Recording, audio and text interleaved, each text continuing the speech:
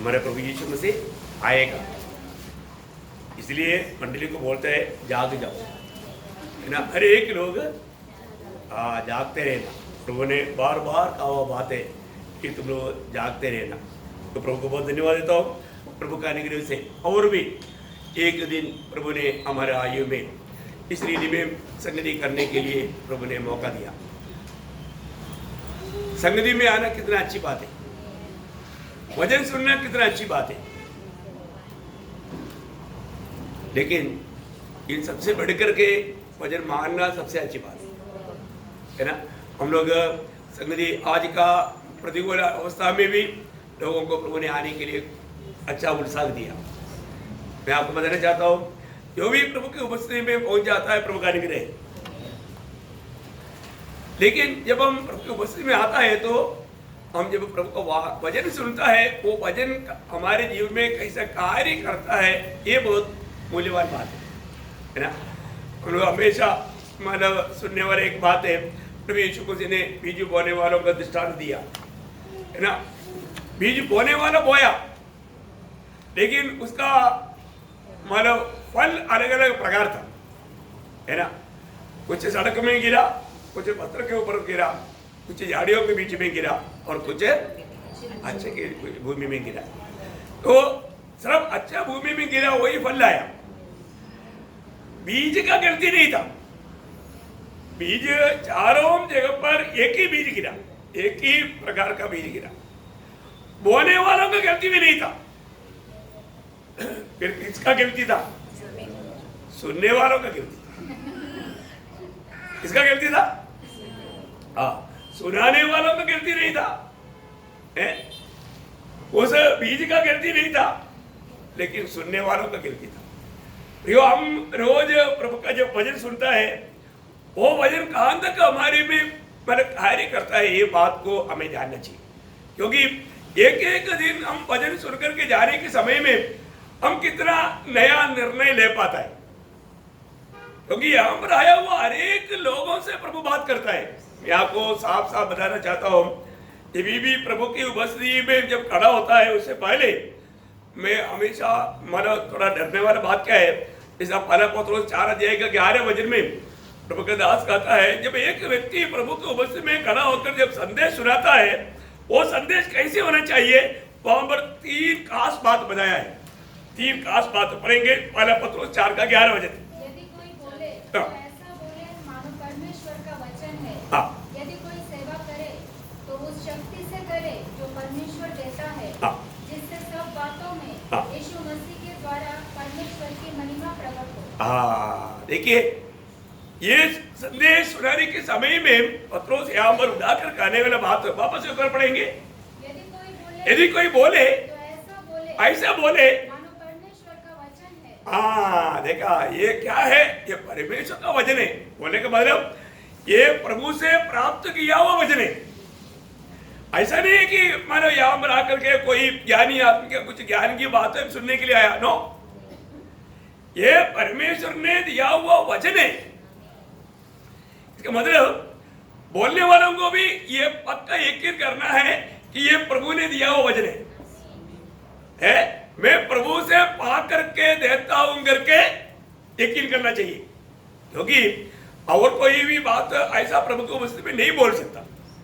इसका मतलब प्रभु ने दिया हुआ बातें, प्रभु का वचन में प्रेरित पौलुस बार बार कहने वाला एक शब्द है। आपको हम लोग प्रभु में के दिन में संडे को वो भावों को लेता है, जब 1 कोरिन्थी 11:23 वचन में, 1 कोरिन्थी 11:23 वचन। हाँ, क्योंकि ये बात मुझे प्रभु से पहुंची और मैंने तुम्हें भी पहुंचा दी। देखा मुझे कहां से मिला? प्रभु से पहुंची, या मैंने प्रभु से पाया। मैंने प्रभु से पाया और मैं तुम्हें भी पहुंचाता हूं। बहुत बड़ी बात है प्रिय। इसका मतलब क्या है कि प्रभु का वचन, ये प्रभु का वचन है। प्रभु का वचन जो भी व्यक्ति प्रचार करेगा, ये प्रभु का वचन जान करके प्रभु से पाया हुआ वचन। इसका मतलब क्या है कि उस वचन में कोई थोड़ा भी जोड़ मूड नहीं होना, बराबर सुनाना। प्रभु ने ऐसे कहा वैसे बताना, ये बात में मैदानी वाला सावधान रहना चाहिए। हाँ, अभी आगे बढ़िए। यदि कोई सेवा करे हाँ। तो उस शक्ति से करे। हाँ, देखो जो सेवा भी करता है वो सेवा अपनी ताकत में नहीं करना। कैसे करना? जो परमेश्वर देता है। परमेश्वर देता है। देखो प्रियो, ये भी एक बड़ी बात है। परमेश्वर देता है, उस सामर्थ्य में ये सेवा करना। तो वचन प्रभु का है, प्रभु से पाया है, और जो कार्य करता है उसका भी सामर्थ्य कौन देता? प्रभु देता। बाकी तीसरा बात क्या है? जिससे सब बातों में यीशु मसीह के द्वारा परमेश्वर की महिमा प्रकट हो। देखा, हर एक बातों के द्वारा परमेश्वर के नाम का महिमा प्रभु यीशु मसीह के द्वारा होना बहुत बड़ी बात है। प्रभु का महिमा कितना बड़ी अच्छी बात है। मैं आपको बताना चाहता हूँ, हर एक दिन हम लोग, क्योंकि ये सब कब होगा? जब सचमुच में हम प्रभु को प्रेम करते हैं।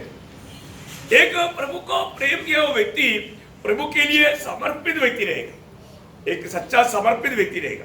आज लोग बोलते हैं प्रभु को प्रेम करता है, लेकिन उनका समर्पण काम के सिर्फ वो व्यक्ति को माने। जैसा प्रेरित पौलुस ने कहा, वो शब्द आपको याद है, गलातियों के पत्र 2 अध्याय के 20 वचन में, गलातियों उसका 2 अध्याय के 20 वचन। मैं मसीह के साथ क्रूस पर चढ़ाया गया हूँ। अब मैं जीवित न रहा, पर मसीह मुझ में जीवित है। और मैं शरीर में अब जो जीवित हूँ तो केवल उस विश्वास से जीवित हूँ जो परमेश्वर के पुत्र पर है, जिसने मुझसे प्रेम किया और मेरे लिए अपने आप को दे दिया। देखिए, इसका मतलब क्या है? जिस प्रभु ने मुझसे प्रेम करके मेरे लिए दिया, मैं अपने आप को उस प्रभु को भी दे दिया। वो है उस पद का अर्थ। समझ में आया? वो वचन क्या बोलता है? जिस प्रभु मुझसे प्रेम करके मेरे लिए अपने आप को दिया, मैंने क्या किया? मैं अपने आप को प्रभु को दिया। यह है वास्तव में मतलब सच्चा मसीह जीवन। जिस प्रभु ने मेरे लिए अपने आप को दिया है, तो फिर मेरा भी जीवन मैंने प्रभु को पूर्ण रूप में दे दिया, मैंने समर्पण दिया, कर दिया। प्रियो, ऐसा लोगों के जीवन में प्रभु महान कार्य करता है ना? आज मेरी जीवन में, व्यक्तिगत जीवन में हम ऐसा बोल पाएंगे क्या? मैं मसीह के साथ सूली पर चढ़ाया गया, इन सारे बातों का अर्थ क्या है? मैंने मेरे जीवन को पूर्ण रूप में प्रभु को दे दिया, दे दिया। ये है बात। एक सच्चा मसीह जीवन, एक मसीह व्यक्ति अपने जीवन प्रभु को अर्पण किया हुआ है, उसके अनुसार ही प्रभु उसको सही रीति में इस्तेमाल भी कर पाएगा। आज अपने जीवन में प्रभु का आत्मा में इस्तेमाल हो पा रहा है क्या? आपको, हम लोगों को मालूम है कि आजकल का न्यूज़ वाला सुनेगा तो और न्यूज़ ये बताता है कि हमारा प्रभु एकदम द्वार पर है। जब याकूब का पत्री में, याकूब 5 अध्याय का 8 वचन में याकूब कहता है, याकूब 5 अध्याय का 8 वचन, तुम भी धीरज धरो और अपने हृदय को दृढ़ करो, अपने हृदय को दृढ़ करो, क्योंकि प्रभु का आगमन निकट है। देखा, प्रभु के आगमन निकट है। ये शब्द सुनने के समय में अपने दिल में क्या गवाही होता है? प्रभु की आगमन निकट है, इसलिए अपने हृदय को प्रभु में दृढ़ करना, मतलब एकदम एक चंचल हृदय नहीं होना, है ना? प्रभु में, प्रभु के वचन में एकदम बना रहने वाला एक अवस्था। प्रियो, हमको अभी मालूम नहीं कितना वक्त मिलेगा, लेकिन मैं आपको बताना चाहता हूँ, अचानक हालत कभी भी मन बिगड़ सकता है, क्योंकि दुनिया का टोटली अवस्था बहुत भयानक रीति में बदलते जा रहा है। इसलिए कभी भी ऐसा कुछ ऑर्डर नहीं कर सकता है। मैं आपको बताना चाहता हूँ, आज का दिन जो कहता है वो हम प्रभु का महिमा के लिए कार्य करेगा तो बहुत ही अच्छा बात है ना? जितना तक हमें संगति करने के लिए प्रभु जो मौका दे रहा है, वो संगति में होकर के हमारे पितृ मनुष्यत्व में और भी हम बल पाना चाहिए। हमारे जीवन का लक्ष्य हमेशा हमारा पितृ मनुष्यत्व के ऊपर होना चाहिए, क्योंकि वो मसीह के रूप बनना चाहिए। कहाँ तक पितृ मनुष्यत्व में मसीह के स्वभाव में बदलते जा रहा है, ये बात को परखना। प्रभु के आगमन के समय का अवस्था जो प्रभु ने दिया हुआ 2 संभव आपको याद होगा। प्रभु ने पुराने नियम का 2 इंसिडेंट बताया। वो क्या था? एक नोह का काल, है ना? नोह का काल जैसा, मतलब लूका का सुसमाचार 17 अध्याय में उसका 26-27 जैसा नूह के दिनों में हुआ था, वैसा ही मनुष्य के पुत्र के दिनों में भी होगा। देखा, मनुष्य के पुत्र के दिनों में भी वो पुराना उस मतलब संभव को बताते हुए तो याद ही रहता है नोह का दिनों में जो हुआ। आप प्रियो, उस समय में भी कोई भी लोग नहीं सोचा था ऐसा कुछ बात होने वाला है। नोह प्रचार करता था लेकिन लोगों विश्वास नहीं करता था। वो आज भी ऐसे है ना, अपन बोलता है कि देखो प्रभु आ रहा है तैयार हो जाओ, है प्रभु की बात मानो, कौन सुनता है ना। लोगों को कोई डर नहीं, कोई मतलब उसमें लोग सोचते नहीं, बड़ी आराम से। देखो नोह का काल का एक दृष्टांत प्रभु ने बताया। उस समय में लोग खाता पीता था, शादी करता था, मतलब शादी के लिए रहता था, मतलब वो जो भी संभव है। अब ये तो बात हम बहुत बार सोचा, मैं उस पर डिटेल से नहीं जाना चाहता हूँ, लेकिन उससे भी भयंकर अवस्था आज है। उसके साथ उसका मतलब उसका 28 वजन बढ़ रहा। और जैसा लूत के दिनों में हुआ था। देखा, एक नोह का काल का बोला, दूसरा बोलता है लोत का दिन में। लोत का दिन में सोदोम गोमोर में क्या हुआ प्रियो, ऐसा ही महापाप आज दुनिया भर में हो रहा है गवर्नमेंट के परमिशन के साथ। आप देखिए कैसा प्रभु का दिल को मतलब खुशी रहेगा प्रियो, है? और आखिर में वहां पर एक चेतावनी प्रभु ने दिया, आपको याद है उसका 32 वजन। लूत की पत्नी को स्मरण रखो। किसको? लूत की पत्नी को स्मरण रखो। देखा, ऐसा बहुत अपूर्व लोग है जिसको उसको स्मरण करने के लिए बोलता है। उसमें से एक है लूत का पति। वो एक नमूना है, बचने के बाद में भी नहीं बचा, बचाया गया तो भी वो नहीं बचा। मतलब ये सारे बात आखिरी समय में रहने वाला लोगों के जीवन में बात आएगा। जैसे अभी मतलब स्वामी ने तारंत दिया, एक ने मिट्टी में गाड़ दिया, वो लोत का पत्नी का भाई है। लोत का पत्नी का भाई है। वो 10 कुमारी में 5 कुमारी, हाँ वो लोत का पत्नी का बहन लोग है। नहीं समझा? तो ऐसा बहुत मिलेगा आखिरी समय में। तो मैं आपको बताना चाहता हूँ प्रियो, प्रभु के वचन में जो भी हमें चेतावनियां मिलता है, उन चेतावनियों को हमें कितना ध्यान देना चाहिए, बहुत ध्यान देना चाहिए। देखो प्रभु का अनुग्रह से हमको सबको ये बुलावा मिला, आज हम प्रभु में है ना, मंडली जीवन मिला। मंडली जीवन में हमें कितना अधिक मतलब एक अच्छा प्रभु की योजना जान करके उसके अनुसार जीवन बिताने में कितना उत्साही होना। आज का अवस्था में आप देखिए, आज अगर हमें प्रभु बुलाएगा, आज आखिरी दिन है, प्रभु आएगा बुलाएगा तो प्रभु के न्यायासन के सामने प्रभु हमको क्या बोलेंगे। मैं इन दिनों में आपको बताना चाहता हूं, हर व्यक्ति अपने जीवन को पार को अपना प्रभु में आया हुआ दिन से अभी तक मेरा जीवन में जिस प्रकार प्रभु चाहता है उस प्रभु की इच्छा के अनुसार मैं एक एक दिन बिता पाया है कि नहीं। आज भी प्रभु का दिल को दुख देने वाला कोई भी बात मुझ में है कि नहीं, क्योंकि आत्मीय जीवन में जैसे जैसे आप उन्नति पाएगा। बचपना में क्या होता है, बच्चा लोग माँ बाप को बहुत परेशान करता है, लेकिन बड़ा होने के बाद में वो समझदार हो जाता है, फिर वो परेशान नहीं करता। उनको मालूम है हाँ ये डैडी को पसंद नहीं तो ये मम्मी को पसंद नहीं, मैं ऐसा नहीं करना चाहिए, फिर वो ऐसे बातों को छोड़ देता है। ऐसा आत्मीय जीवन में भी है। आत्मीय जीवन में मैं आपको मतलब बार बार ये बात बताने के लिए मुझे खुशी है, जब 139 भजन संगीता का आखिरी में दावीद जो कहता है 23-24 139 का उसका, हे परमेश्वर मुझे जांच कर जान ले, मुझे परख कर मेरी चिंताओं को जान ले और देख कि मुझ में कोई बुरी चाल है कि नहीं, और अंत के मार्ग में मेरी अगुवाई कर। देखिए मतलब दावीद का दिल की गहराई से प्रभु से एक विनती है। बोलने का मतलब दावीद प्रभु का दिल के जैसा दावीद है। प्रभु का मतलब भक्त बोलता है, प्रभु मुझको ये समझा दे, मेरे जीवन में तेरे दिल को दुख देने वाला कोई भी बात है क्या। समझ में आया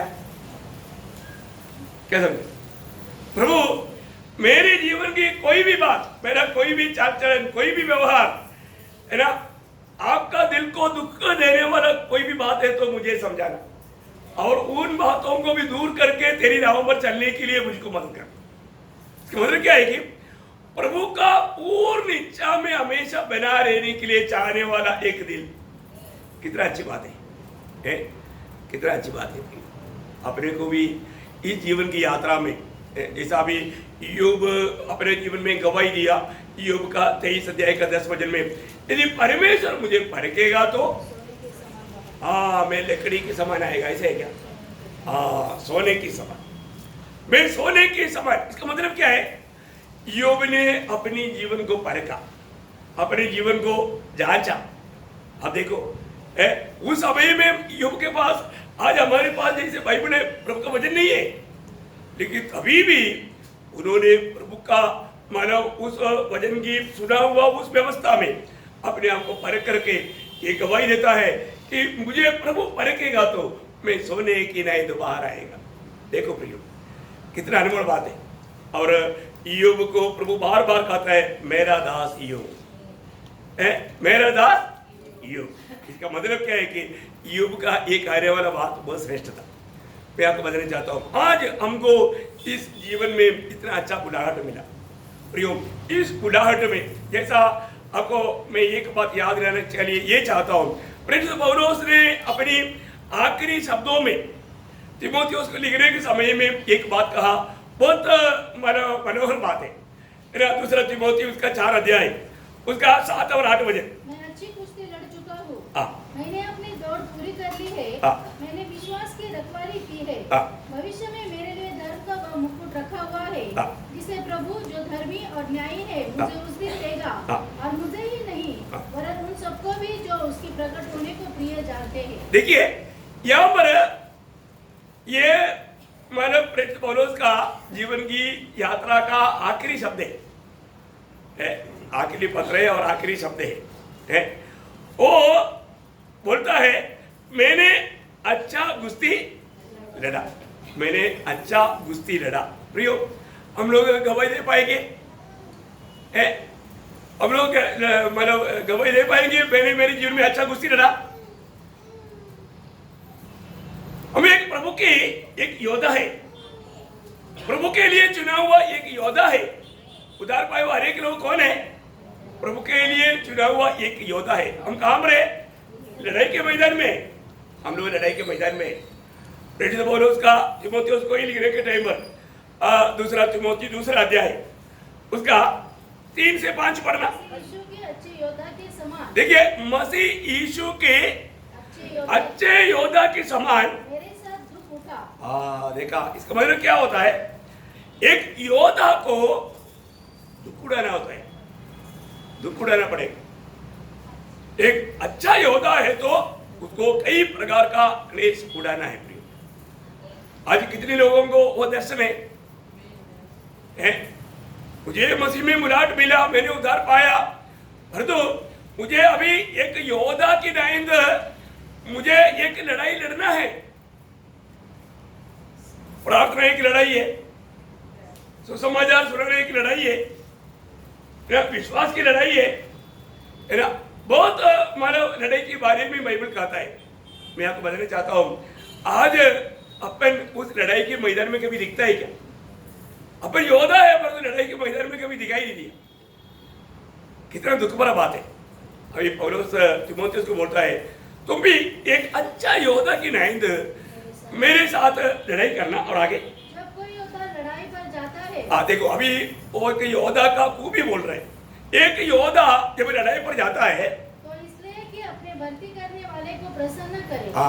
इसका मतलब हमें ये बात को जानना है प्रियो, हमारे जीवन में मैं इस लड़ाई के मैदान में मुझको मेरा उद्धारकर्ता को प्रसन्न करना है। हर प्रकार मेरा प्रभु को मैं महिमा करूंगा, चाहे मुझे मेरा अपनी खून भी बहाना पड़े।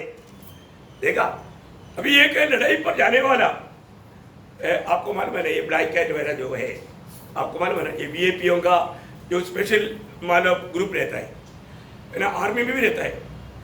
तो वो लोगों को कैसे चुनता मालूम है? वे लोगों को उनका ट्रेनिंग ही हार्ड रहता है, बहुत हार्ड रहता है। ऐसे बात के लिए आप लोग मानो बोलते ना बॉडीगार्ड, वीआईपीओ का बॉडीगार्ड मतलब अंगरक्षक, हाँ, तो वो लोगों को स्पेशल ट्रेनिंग दिया जाता है और वो स्पेशल ट्रेनिंग में जब वो विजय पाने के बाद बोलने का अर्थ क्या है कि जैसा अभी मतलब उन लोगों को मार्च करेगा, मार्च करने के टाइम पर समुद्र सामने आ गया तो भी पीछे मुड़ नहीं बोलेगा, तो समुद्र को देख करके कुछ लोग रुक जाएगा, तो फिर क्या होगा, वो लोगों को उस आड़ में नहीं लेगा, और तो कुछ लोग समुद्र में जाएगा उनको लेगा, उन लोगों को उसमें लेता है। इसी प्रकार मानो आगे मानो जंगल हो, ऐसा कोई भी बात हो, लेकिन वो मार्च बोला तो पीछे मुड़ जब तक नहीं बोलता वो चलते रहेगा आगे आने तक, चाहे उसके लिए उसको मतलब नुकसान उठाना पड़े।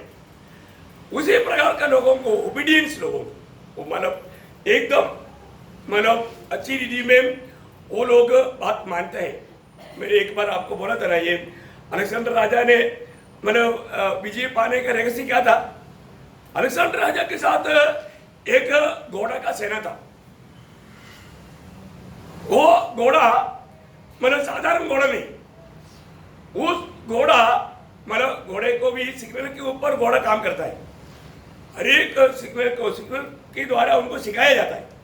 घोड़े की ट्रेनिंग आप लोगों ने देखा, इधर भी एक चल का मतलब सेना। तो उनको क्या करता मालूम है, अलेक्जेंडर ने क्या किया मालूम है, अलेक्जेंडर को दुनिया को जीतने की इच्छा था, इसलिए इतना ओबीडियंट घोड़ा चाहिए।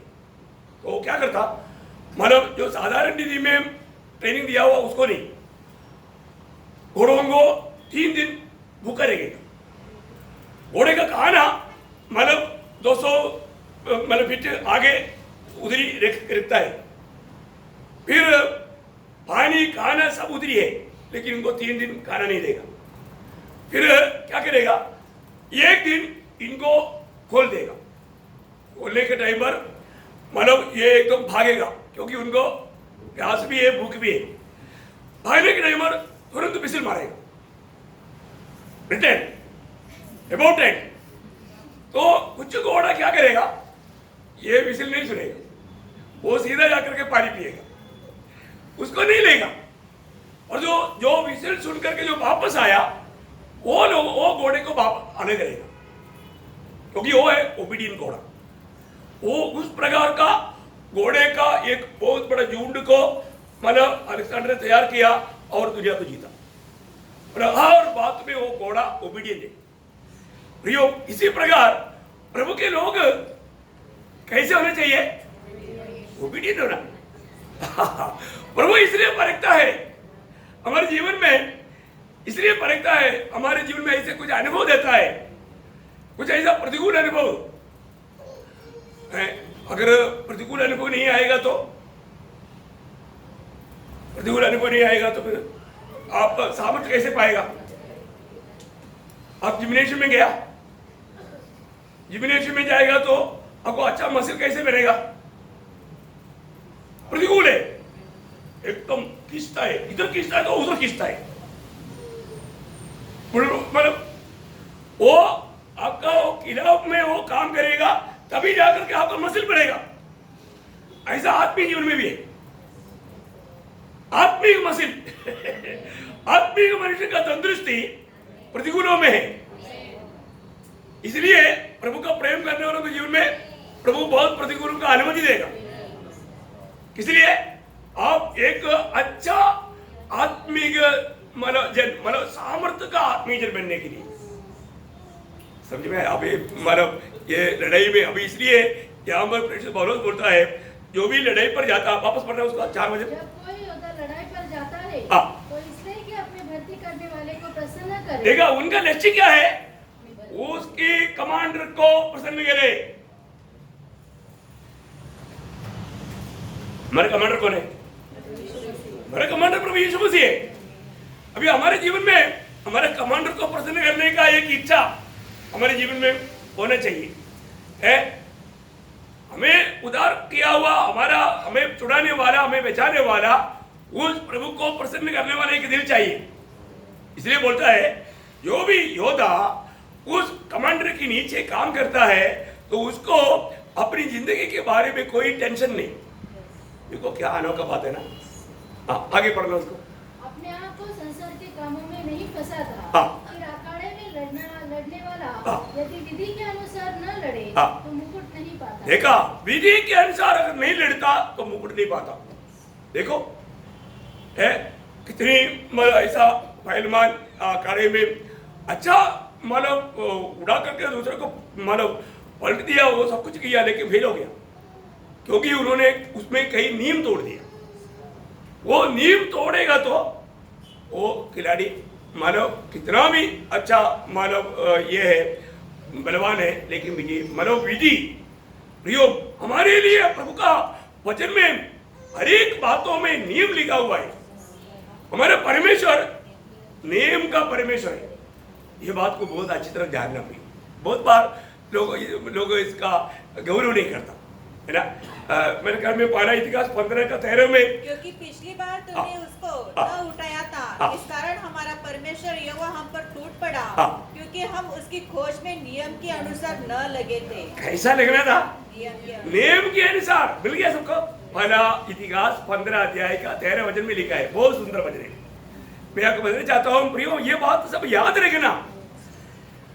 हमें जो भी करना है हमें नियम के अनुसार करना, नियम के अनुसार करना। अगर नियम के अनुसार नहीं करेगा, नियम तोड़ेगा तो हाँ प्रभु छोड़ देगा, ये बात है। तो इसलिए यहाँ पर पौलुस बोलता है मैंने अच्छा कुश्ती लड़ा।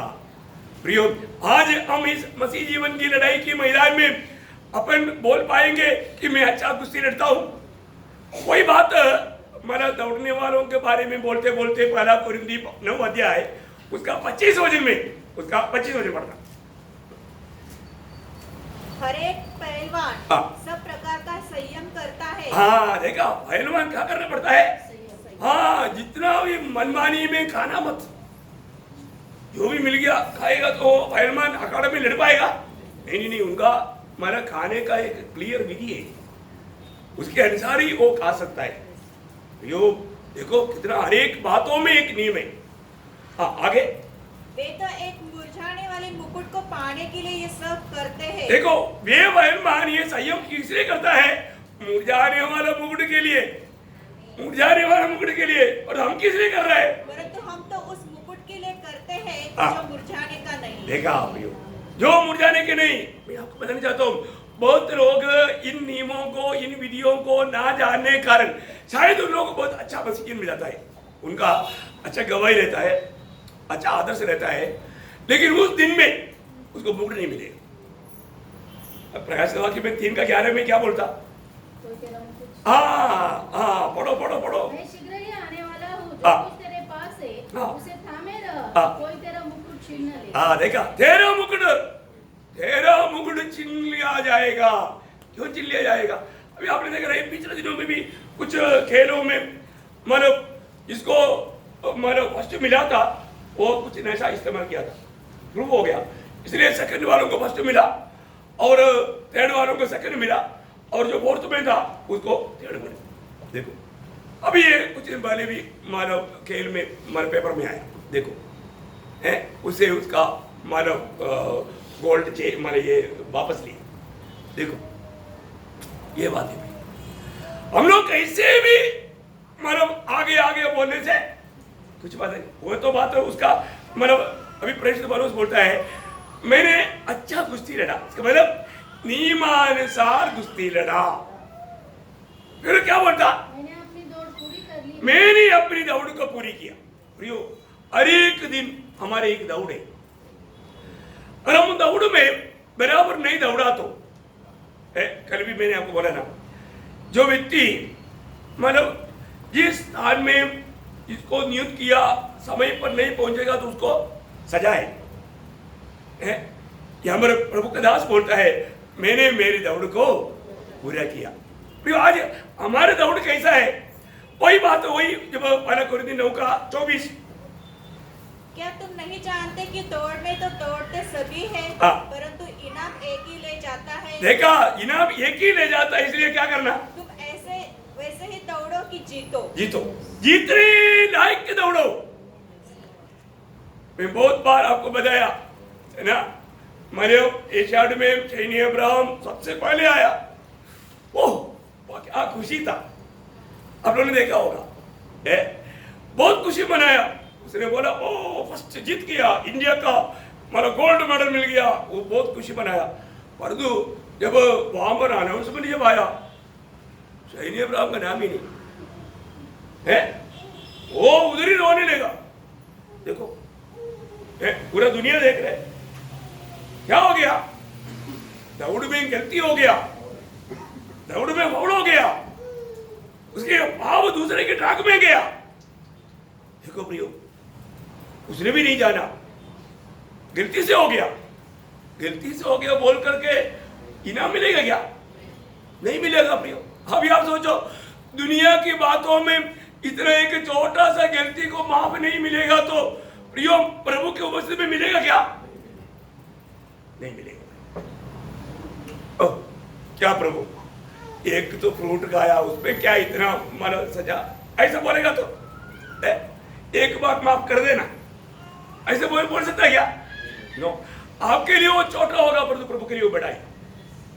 प्रियो प्रभु ने, इसलिए वो ध्यान से समझ रहा है ना, ये वजन कैसे काम करता है, कम से कम आज घर में जाकर परखने का। प्रियो मेरा जीवन में मैं दौड़ कैसे कर रहा हूं, बारिश आने वाला है, आज का कैंसिल।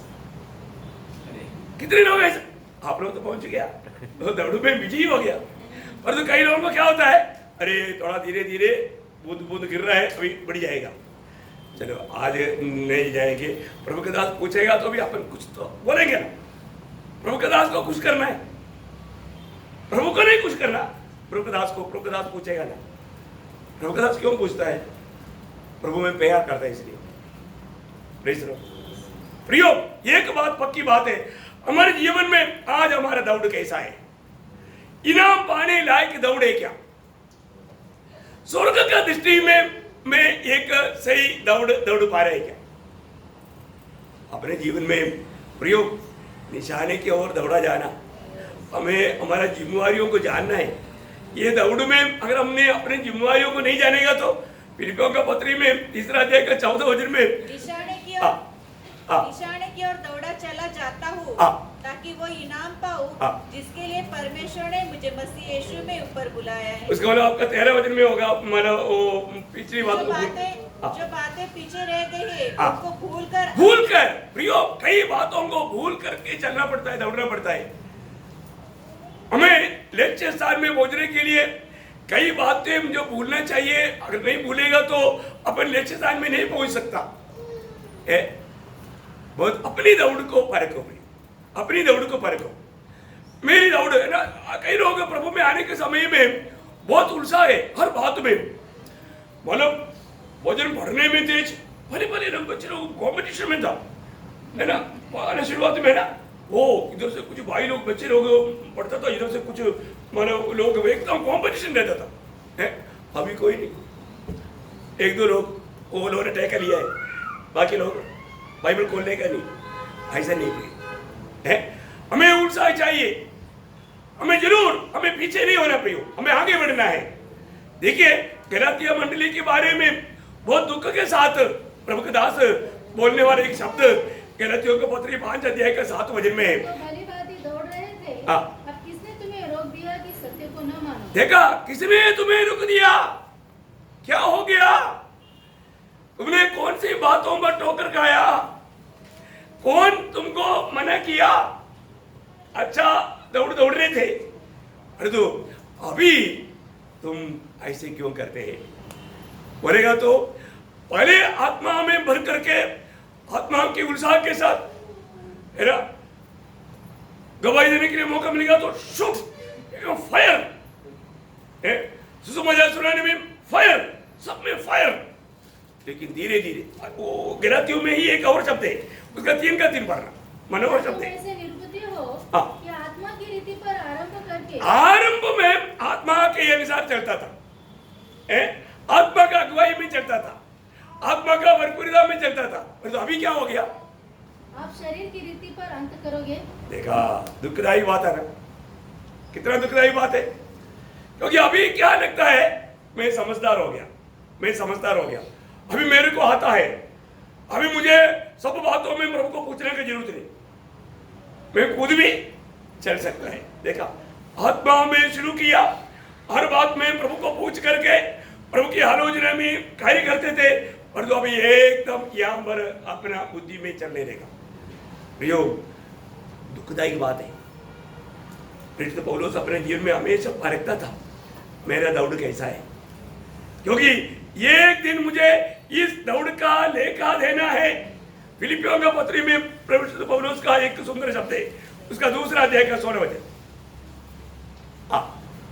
कि मसीह के दिन मुझे घमंड करने का कारण हो। देखा, उस प्रभु के न्यायासन के सामने मुझे घमंड करने की ऐसा एक बात हो कि न मेरा दौड़ना और न मेरा परिश्रम करना व्यर्थ हुआ। हमारा व्यर्थ नहीं हुआ, व्यर्थ नहीं हुआ। मैं एकदम अच्छा रीति में प्रभु की इच्छा में रह करके दौड़ को पूरा किया। यकीन करना भैया, यकीन करना। हमारे जीवन में कई बार अपने जीवन में आने वाला गिरतियों के बारे में लोग इतना मानव उसको परखता नहीं और उसको कबूल करके मन फिरता नहीं। मन फिरना चाहिए भाई, रोज रोज हमें प्रभु यीशु मसीह की जैसा बनना है, प्रभु की इच्छा में, हमारे प्रभु की इच्छा में बना रहना है। आज जो भी मैं करता हूँ, ये मेरा प्रभु की इच्छा है क्या, ये जानना चाहिए भाई। अगर इच्छा नहीं है, आपका दिल गवाही देगा, दिल गवाही देगा। तो क्या बोलता है ना, अभी प्रभु दास बोलता है, मैंने अच्छा कुश्ती लड़ा, मैंने मेरी दौड़ को पूरा किया। तीसरी बात क्या बोलता है, मैंने विश्वास की रखवाली की। प्रियो, मैंने विश्वास का रखवाला किया। देखिए, मैंने विश्वास का रखवाला किया। प्रियो, आपको मालूम है, कभी भी विश्वास में गिरावट आ सकता है।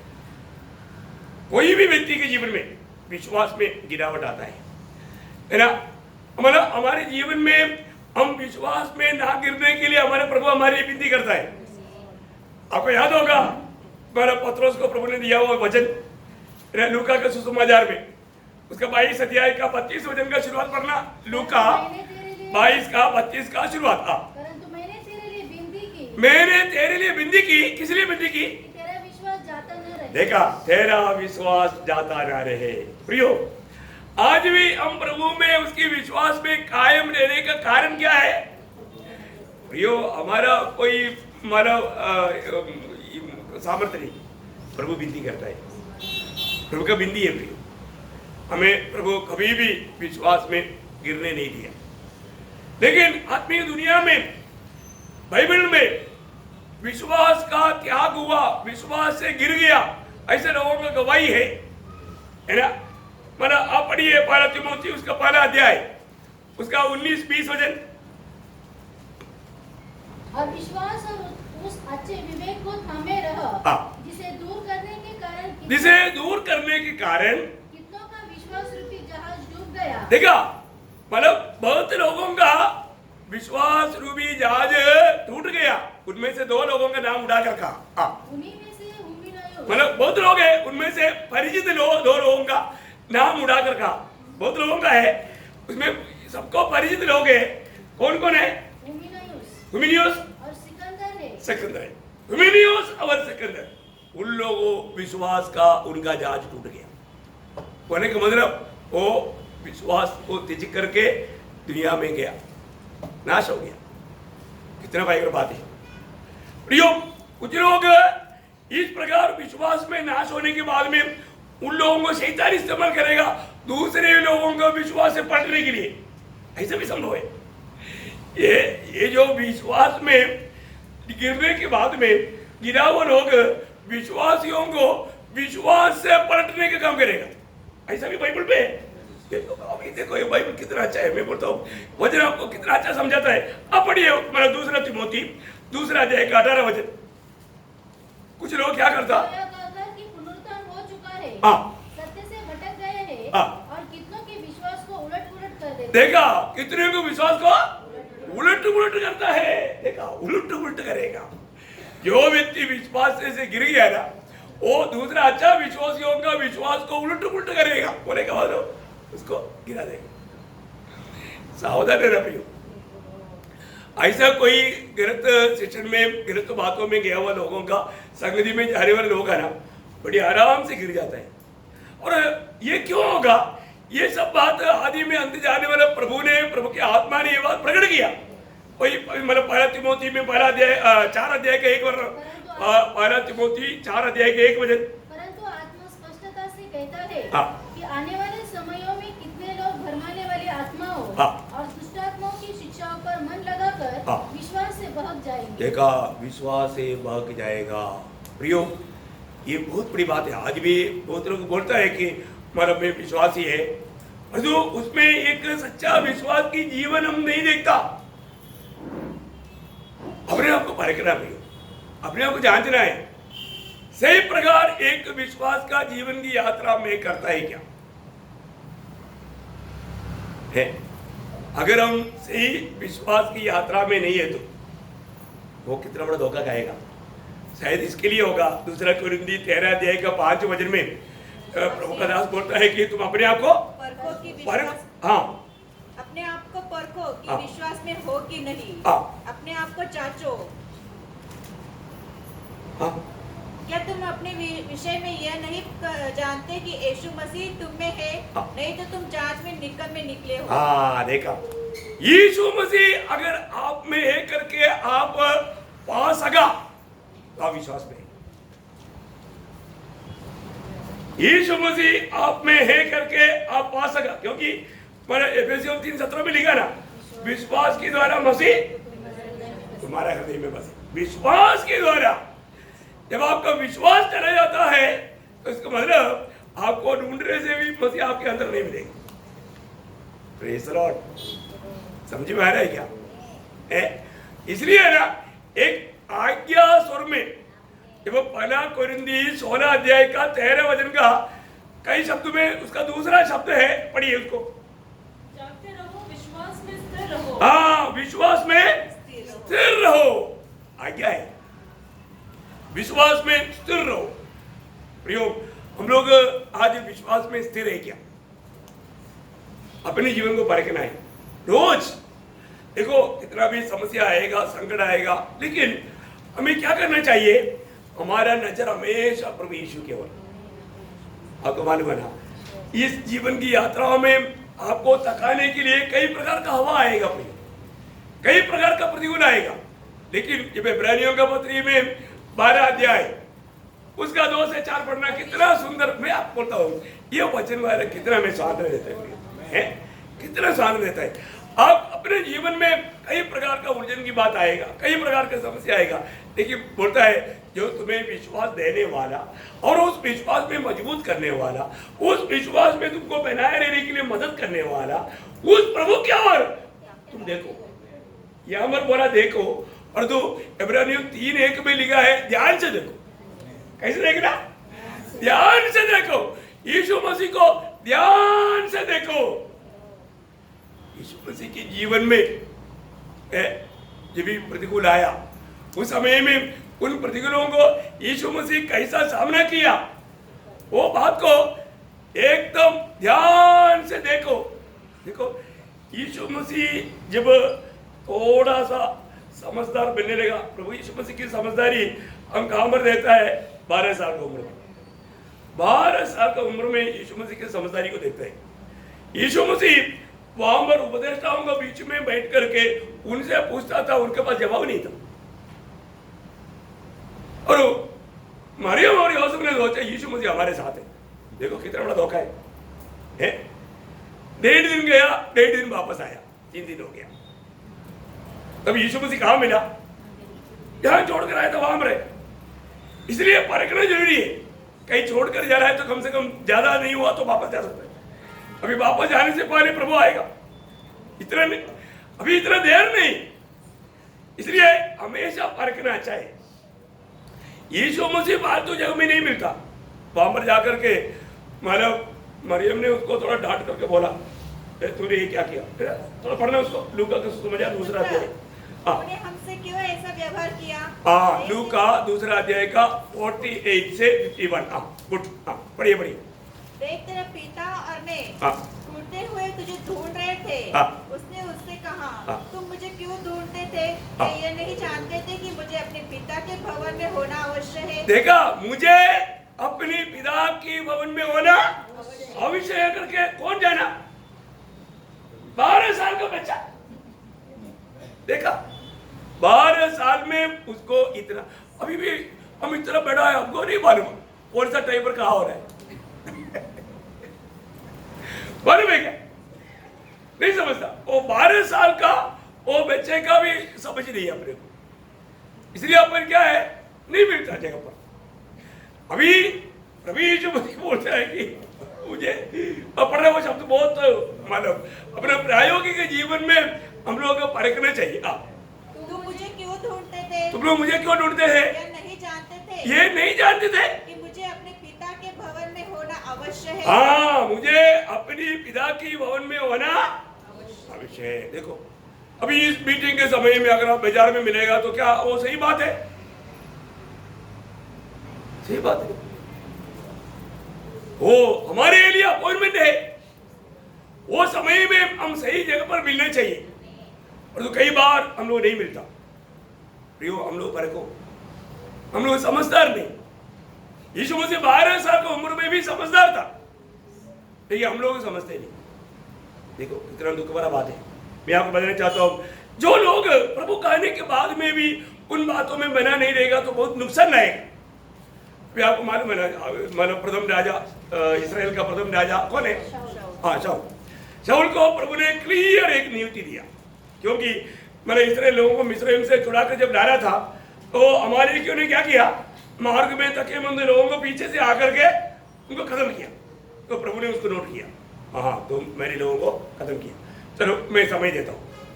तो जब माना इस्राएल के लिए राजा मांगा, राजा दिया, राजा को पहले हुक्म दिया। क्या हुक्म दिया?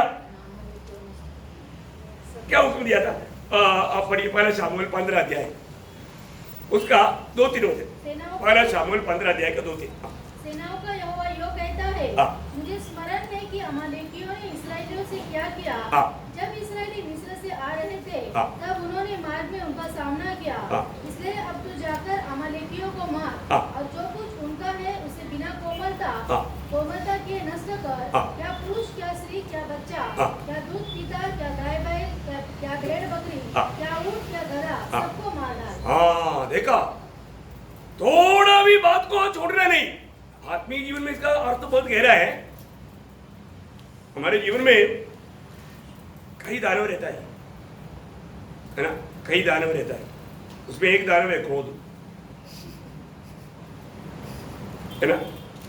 क्रोध एक दानव है। क्रोध के ऊपर विजय पाया अभी तक कितने लोग बोल सकता है।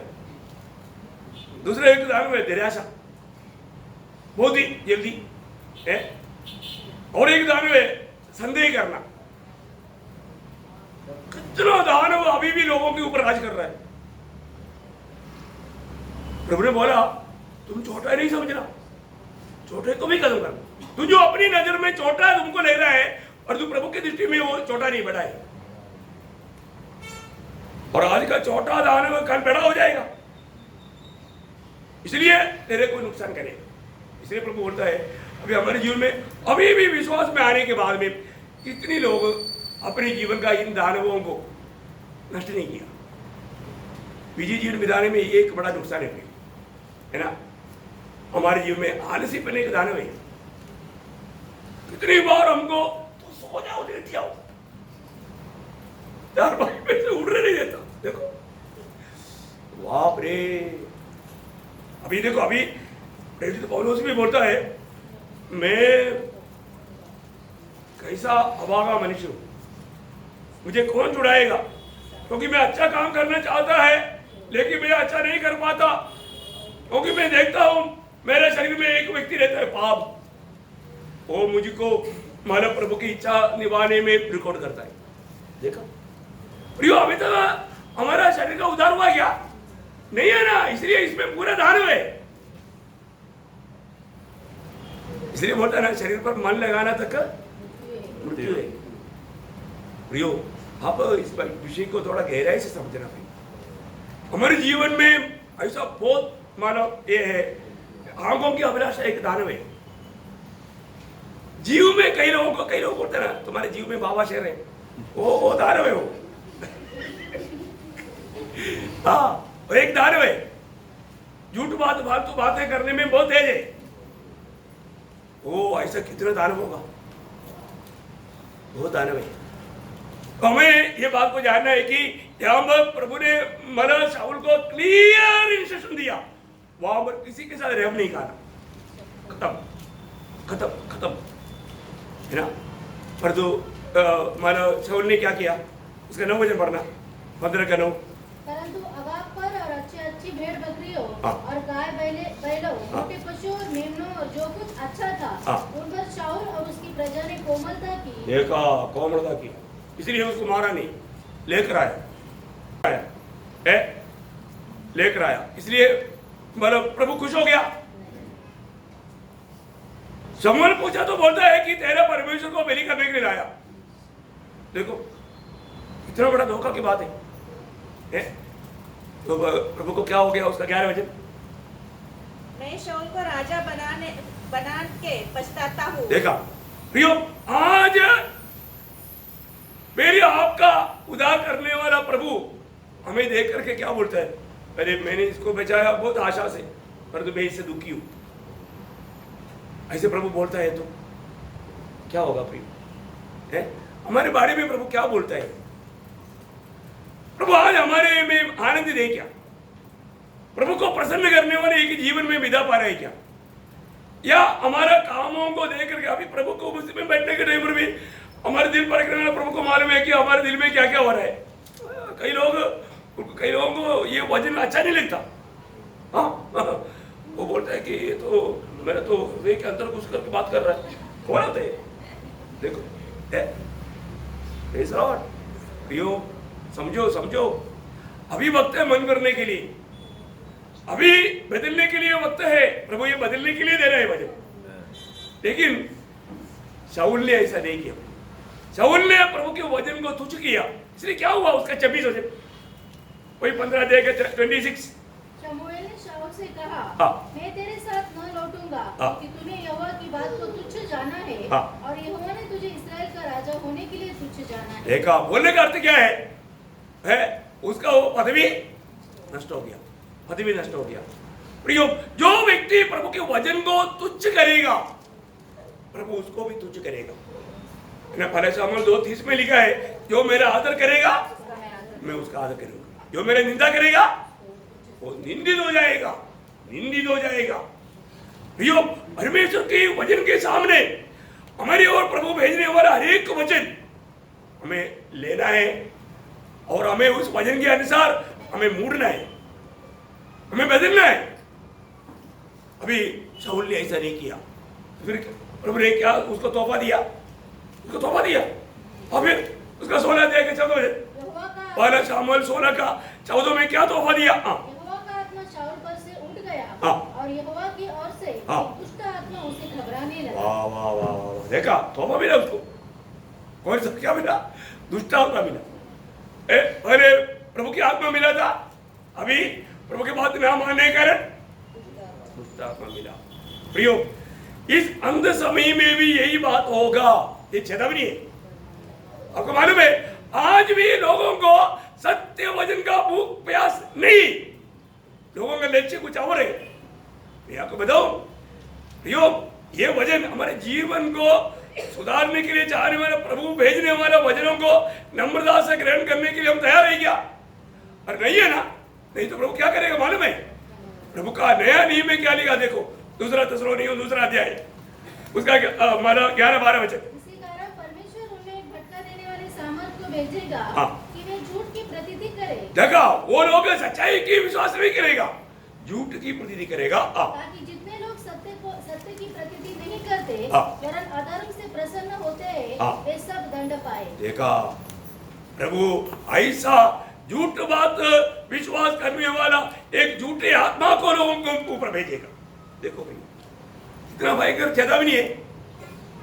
हम लोग काम रहा है, हमें प्रभु ने कितना बड़ा उपकार किया, आज भी हमें मिला हुआ उद्धार के लिए कितने लोग धन्यवाद दिया। हम धन्यवाद ये क्या ना? 103 वचन संहिता के 1-2 वचन बोलता है, हे मेरी मन या की धनिक है, हे मेरी मन या की धनिक है, उसके क्यों उपकार उनको ना भूलना, प्रभु ने कोरोना से नहीं बचाया, चिकनगुनिया से नहीं बचाया। कौन कौन सी बीमारी है? हाँ, सब बीमारी से बचाया ना। और इतना ही नहीं, प्रभु ने संगति का मौका भी दिया। प्रियो, इतना अनुकूल परिस्थिति प्रभु ने बना कर दिया, इधर कोई बाढ़ नहीं आया। प्रभु का देश कहने वाला केरला अभी बाढ़ से अभी इतना मतलब नाच रहा है। सोने के लिए जगह नहीं, खाने के लिए खाना नहीं, पीने के लिए पानी नहीं, पानी चारों तरफ, पीने के लिए पानी नहीं। देखो बड़े बड़े 2-2 मंजिल गिर रहा है, क्या क्या हो रहा है। और आज सुना है वहां पर मतलब भूकंप हुआ, earthquake है, लोग एकदम मतलब कांपा हुआ है। और हम नासिक में अनुकूल परिस्थिति में सोया हुआ है। हाँ देखो है, वचन सुनने के टाइम पर सोता है, प्रार्थना करने के टाइम पर सोता है, वचन पढ़ने के समय में सोता है। प्रभु ने चेहरों को बोला ना, अभी सोते रहो, समय हो गया है, प्रिय अपने को परखना है अपने जीवन में। अभी अपने इतना गंभीर समय हम लोग हैं, इस समय को पहचान करके हम सच में जागृत है क्या? अपने जीवन को हम थोड़ा भी परखने के लिए, जांचने के लिए तैयार है क्या? मैं एक तो बात आपको बोल के जल्दी खत्म करूंगा। आज हमें मिला वो प्रकाश सच में अभी हम देख पा रहा है या नष्ट हो गया? एकदम आत्मा बोझ देने के कारण 1-2 वचन पढ़ाना चाहूंगा। दूसरा पत्रोस 12:9 वचन, क्योंकि जिसमें ये बातें नहीं, हाँ, वह अंधा है, हाँ, और धुंधला देखता है, हाँ, और अपने पिछले पापों से धुलकर शुद्ध होने को भूल बैठा है। देखा, आज बहुत लोगों को उनकी आत्मिक नेत्र अंधा बन चुका है, उनको समझ में नहीं आ रहा है कि क्या हो रहा है। अभी आपकी बात आपको मालूम है ना, उसका 5 से 7 तक का वचनों में एक विश्वासी के जीवन में हर रोज बढ़ाना चाहिए। 7 बात लिखा है, ये हर रोज बढ़ाना है, उसको भी जल्दी पढ़िएगा। इस कारण तुम सब प्रकार का यत्न करके, उसका मतलब सब प्रकार के यत्न करने का मतलब क्या है? हार्ड वर्क करना। क्या करना? हार्ड वर्क करना। हार्ड वर्क किस लिए? इन बातों को बढ़ाने के लिए। अपने विश्वास पर सद्गुण, और सद्गुण पर समझ, और समझ पर संयम, और संयम पर धीरज, और धीरज पर भक्ति, और भक्ति पर भाईचारे की प्रीति, और भाईचारे की प्रीति पर प्रेम बढ़ाते जाओ। आगे कि यदि ये बातें तुम्हें वर्तमान में रहे, वर्तमान में बोलेगा तो आज के दिन में भी तुम्हारे जीवन में अगर रहे और बढ़ती जाए, इसमें कम नहीं होना, बढ़ते जाए, तो तुम्हें हमारे प्रभु यीशु मसीह की पहचान में निकम्मे और निष्फल न होने देगी। नहीं होने देगा। ऐसा लोगों का क्या होगा? उसका देश कार्य भी पड़ेगा। इस कारण हे भाइयों, अपने बुलाए जाने और चुन लिए जाने को सिद्ध करने का भली भांति यत्न करते जाओ, क्योंकि यदि ऐसा करोगे तो कभी ठोकर न खाओगे, वरन इस रीति से तुम हमारे प्रभु और उद्धारकर्ता यीशु मसीह के अनंत राज्य में बड़े आदर के साथ प्रवेश करने पाओगे। कितना शानदार का बात है प्रिय। बड़े आदर के साथ प्रभु अपनी राज्य में हमें लेने के लिए ये सारी बात वर्तमान में हमारे में होते रहना हमें परखना पड़ेगा। उसके लिए हमें पूरा पूरा मन तन मन लगा करके उस कार्यों को रोज करते जाना और रोज परखना पड़ेगा। बहुत अनमोल बात है, बहुत अनमोल बात है प्रियो। हम लोग एकदम आखिरी के आखिरी समय में है ना, एक वचन और पढ़ना चाहता हूँ। मत्ती 24 अध्याय का 11 से 13। मत्ती 24 अध्याय का 11 से 13 जल्दी। बहुत से झूठे भविष्यवक्ता उठ खड़े होंगे और बहुतों को भरमाएंगे। देखो, बहुत लोग आपको विशाल मार्ग में आसानी से स्वर्ग में पहुंचाने के लिए उपदेश लेकर आएगा, भरमाने वाला आएगा। आपको बोलेगा आप क्यों इतना ये सकरे मार्ग में इतनी तकलीफ सह करके जा रहा है, ये सूली लेकर कहा जा रहा है? सूली छोड़ दो, ये मार्ग ही छोड़ दो। देख हमारी मार्ग, देखो सारे वीआईपी हमारे साथ है, देखो कितना बड़ा मंदिर है। आगे। अधर्म के बढ़ने से बहुतों का प्रेम ठंडा पड़ जाएगा। देखा, बुराई बढ़ने के कारण ठंडा हुआ है कि नहीं? प्रेम ठंडा हो गया प्रियो। विश्वासियों में भी वो बात परखना प्रियो। मैं तो नासिक मंडली में किसी का भी जीवन में ऐसा होने के लिए नहीं चाहता। मैं इसलिए आपको पर्सनली भी मिलने के टाइम पर मैं तो आपको प्रेम करने का कुछ बात बोलता है तो बुरा मत मानना प्रियो। मैं आपको प्रभु में बहुत प्यार करता हूँ, इसके लिए मैं आपको जीवन में कुछ कभी कभी दिखता है तो आपको समझाता हूँ, ताकि अभी आप जल्दी से जल्दी उन बातों में भी विजय पाना है। यीशु मसीह के जैसा बनना है ना। अभी यहाँ पर हमें वो काम को करने में उत्साही बनना है, इसलिए आगे भी पढ़िएगा। परंतु जो अंत तक धीरज धरे रहेगा उसी का उद्धार होगा। देखो यहाँ पर विषय महात्मा यीशु के दिनों का बात भी है, परंतु आत्मीय जनों का जीवन के लिए भी ये एक चेतावनी। मैं इसलिए आपको बताना चाहता हूँ, हमारे जीवन की यात्रा में है ना, मृत्यु तक विश्वास योग्य रहना है प्रिय। मृत्यु तक विश्वास योग्य रहना तो जीवन का मुकुट मिलेगा। अब देखो मेरा आज कैसा जीवन है, प्रभु में मेरे जीवन की यात्रा कैसा है, ये बात को हमें पार कर जानना। आइए अपने आंखें बंद करिए, अपने आप को पार के प्रिय।